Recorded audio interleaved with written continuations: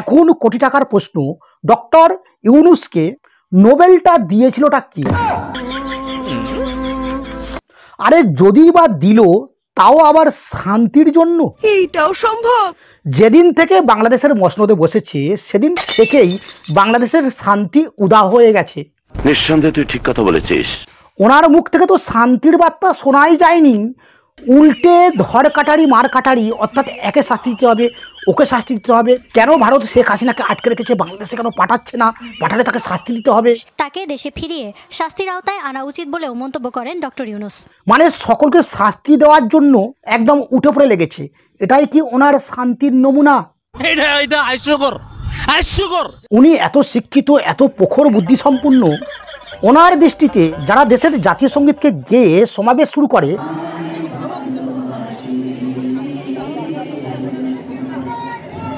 তারা হয়ে যায় রাষ্ট্রদ্রোহী, তারা হয়ে যায় দেশদ্রোহী। আর যারা দেশের জাতীয় সঙ্গীতটাকেই বদলে দিতে চায়, আমি জোর দাবি জানাচ্ছি নতুন জাতীয় সঙ্গীত আমাদের তৈরি করা হোক, তারা হয়ে যায় দেশভক্ত। এটাই হলো আমাদের নোবেল প্রাপ্ত শিক্ষিত মানুষের যুক্তি।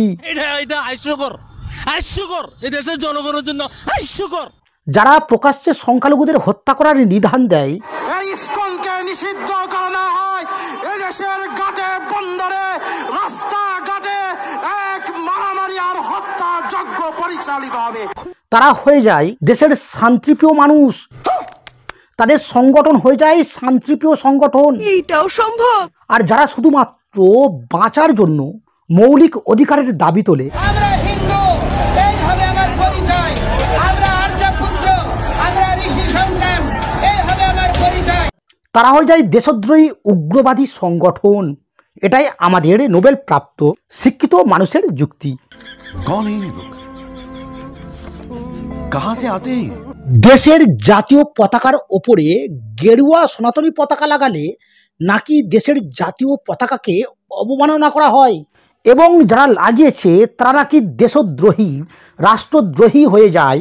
যে জাতি জাতীয় পতাকা উত্তোলন করে, জাতীয় সঙ্গীত গেয়ে সাম্যের কথা বলে যে কোনো কর্মসূচি শুরু করে, সেই জাতিকে আজকে অতিশয় দুর্ভাগ্যের বিষয় রাষ্ট্রদ্রোহের মামলায় আমাদেরকে আসামি করা হচ্ছে।